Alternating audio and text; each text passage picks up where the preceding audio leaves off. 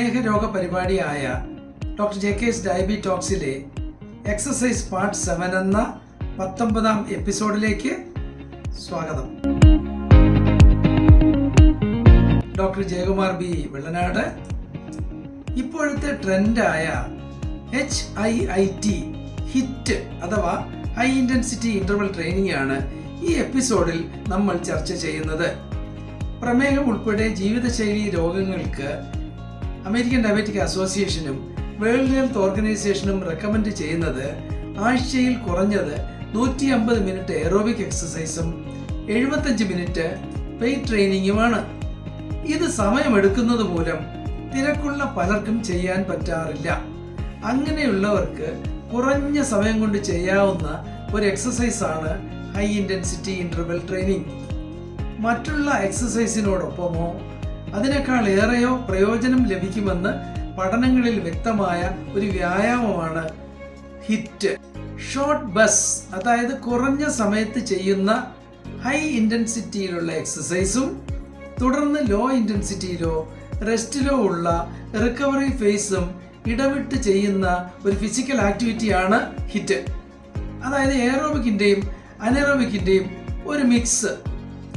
Intensity അളക്കുന്നത് RPE rate of perceived exertion എന്ന സ്കെയിലാണ്.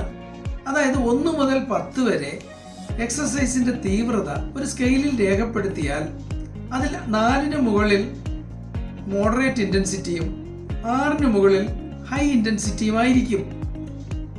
Hit ചെയ്യണമെങ്കിൽ ഇൻറ്റൻസിറ്റി അഥവാ എക്സസൈസിന്റെ തീവ്രത എന്താണെന്ന് അറിയണം. ഇൻറ്റൻസിറ്റി ലോ, മോഡറേറ്റ് പിന്നെ ഹൈ എന്ന് 3ആയി തിരിക്കാം.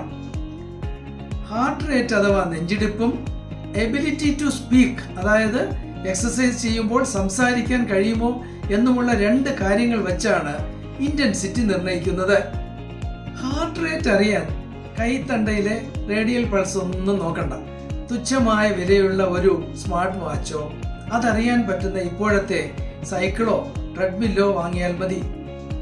ഹാർട്ട് റേറ്റിൽ HRM, അതായത് മാക്സിമൽ ഹാർട്ട് റേറ്റ് അഥവാ ഒരാൾക്ക് കിട്ടാവുന്ന പരമാവധി നെഞ്ചിടിപ്പ് 220 മൈനസ് ഏജ് ആണ്. അപ്പോൾ 50 വയസ്സിന് 170, അതായത് 1 മിനിറ്റിൽ 170 വരെ നെഞ്ചിടിക്കാം. ഇതിന്റെ 60%, അതായത് 100ന് മുകളിൽ ഹാർട്ട് റേറ്റ് വന്നാൽ അത് മോഡറേറ്റ് ഇൻറ്റൻസിറ്റിയും 85%, അതായത് 140ന് മുകളിൽ ഹാർട്ട് റേറ്റ് വന്നാൽ അത് ഹൈ ഇൻറ്റൻസിറ്റിയുമായിരിക്കും. ഇനി എബിലിറ്റി ടു സ്പീക്ക് ആണ്. മോഡറേറ്റ് ഇൻറ്റൻസിറ്റിയിൽ ശ്വസിക്കാൻ പ്രയാസപ്പെടുമെങ്കിലും സംസാരിക്കാൻ കഴിയും, പാടാൻ കഴിയില്ല.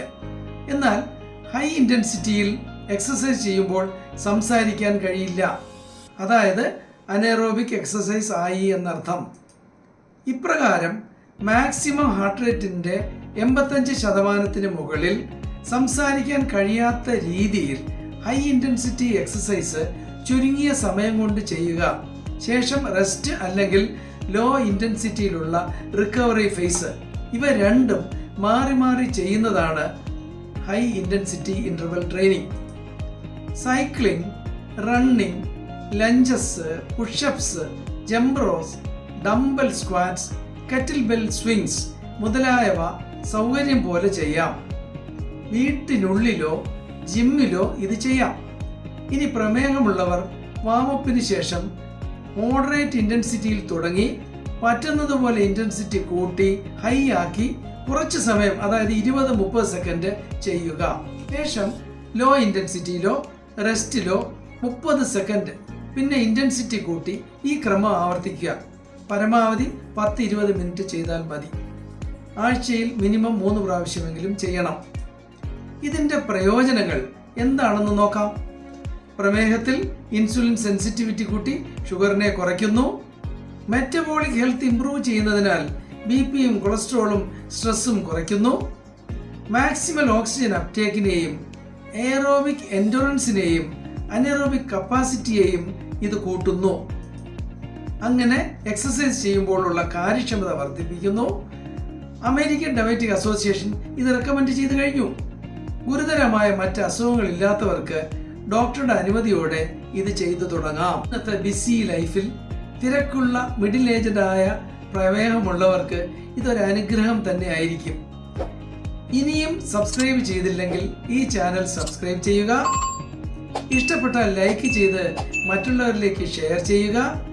അഭിപ്രായങ്ങളും സംശയങ്ങളും കമന്റ് ബോക്സിൽ രേഖപ്പെടുത്തുക. എക്സസൈസ് ഇൻ ഡയബറ്റീസ്, അതായത് പ്രമേഹത്തിലെ വ്യായാമക്രമങ്ങൾ 7 എപ്പിസോഡുകളിലായി പൂർണ്ണമായും പറഞ്ഞു കഴിഞ്ഞു. എക്സസൈസ് പാർട്ട് 8 എന്ന അടുത്ത 20-ാം എപ്പിസോഡ് എക്സസൈസ് കൺക്ലൂഷനാണ്. പുതിയ എക്സസൈസ് കൺക്ലൂഷൻ വീഡിയോയുമായി വീണ്ടും കാണാം. നന്ദി, നമസ്കാരം.